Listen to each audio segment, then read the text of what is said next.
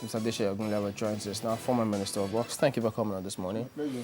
Well, again, focusing on the state of our roads in this country. I mean, we just had the Nigerian Society of Engineers, one of them, complaining bitterly how our engineers are not being encouraged by government. Was this the case when you were there?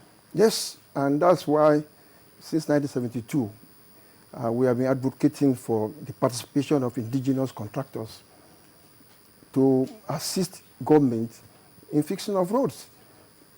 Chinese, Lebanese, Indians have no commitment to the fixing of our roads.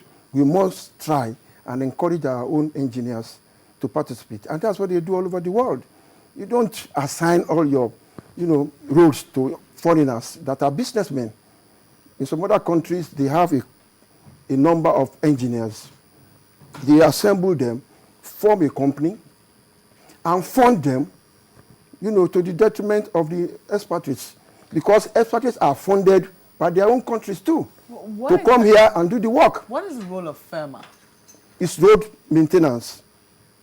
Just road maintenance? Yes. You're not into the... Because we remember very recently, in our recent past, the former governor of Ogun State, Benga Daniels, had Ogroma.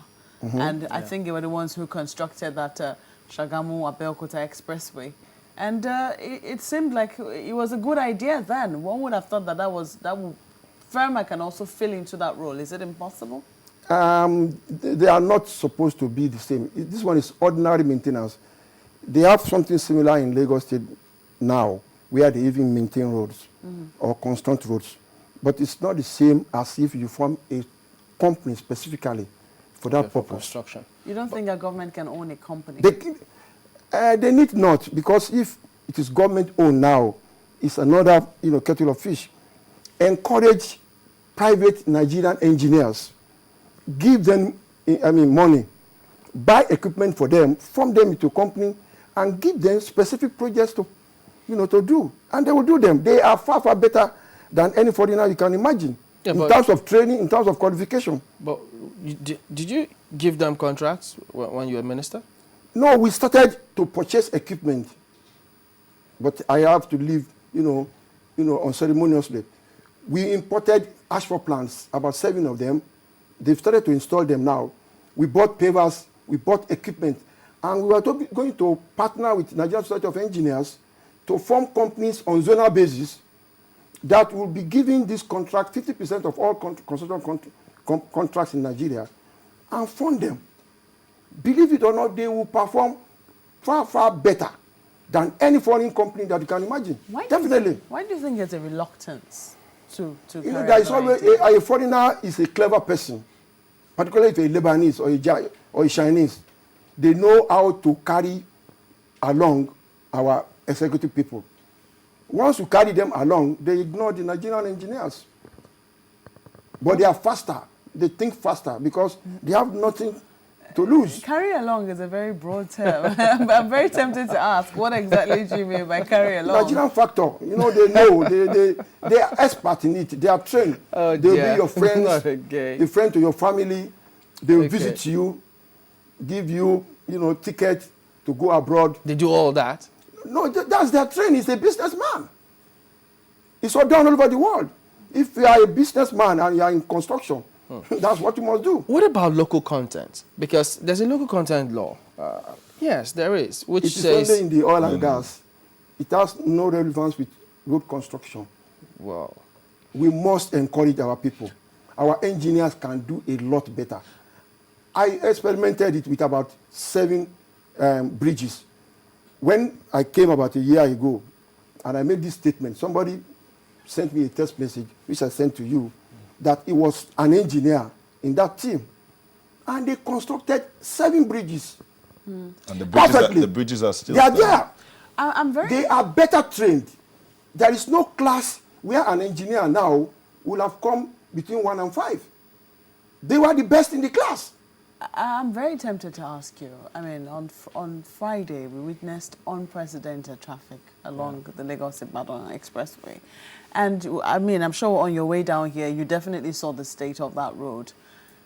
As someone who's been in government before and knowing some of the politics surrounding road construction and even public-private partnership, Can you give us what you think is actually going on with that particular road? You know, they gave a concession to boycotting. Yeah. Boycotting relied on funding from the banks. The banks had problems, and they couldn't have access to funds. So I am pleading for all the governors in the Southwest to come around, sit down with the man, so that people will not be dying on that road. He cannot take government for a ride. But and he's doing so for too long. In the meantime, it's farmer, not, you know, doesn't it's have already any, concessioned. Doesn't have any responsibility No. in the They've meantime. Remove their responsibility and by give that it concession to the concessioner. But is that, was that the best move to make at that time? No, but that is what is there now. Whether it is best or not, it's been there for 5 years. So, They can't terminate the contract so that Nigerians will stop suffering, because it is unbelievable that this sort of thing can happen in our country. Between 1975 and 1981, the roads, the federal high roads basically were being maintained by the Ministry of Works. Yes. I mean, why did that change? Because it looked at that time the roads were a lot better, even up till towards the early 90s. Also. That's the price we have to pay for democracy. Military regime, whether we like them or not, were responsible for the infrastructure that we have in Nigeria today. Because there were no National Assembly, there were no presidential system where you pay 71% of your revenue on recurrent. They had a smaller government, they were more focused, so they could fund. So infrastructure financing is a problem all over the world. Where you have a country where 71% of your revenue goes into payment of salaries and maintenance of the structure, and only a very small amount is left for capital expenditure. This has been addressed by so many other countries in the following ways.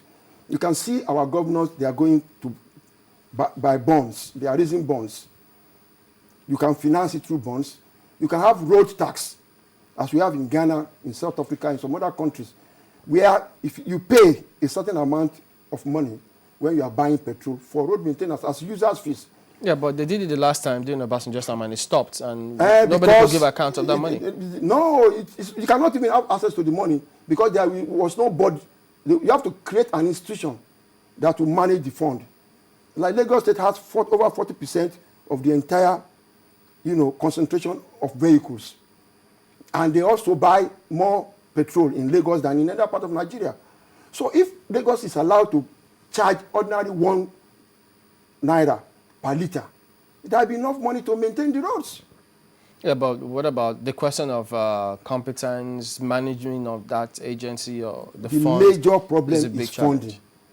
Whether you are competent, whether you are an expert, if the flow of funds does not come. Yeah, managing the flow of funds. Yes, that is the institution that will manage it.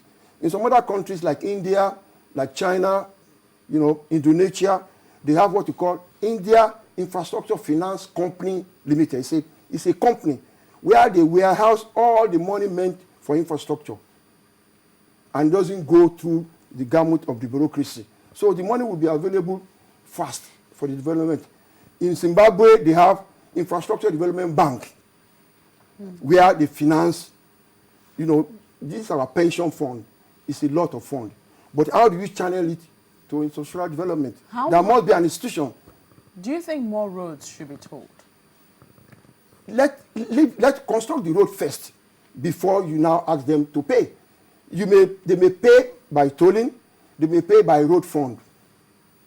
That is, if you buy XY liter of petrol, you pay into an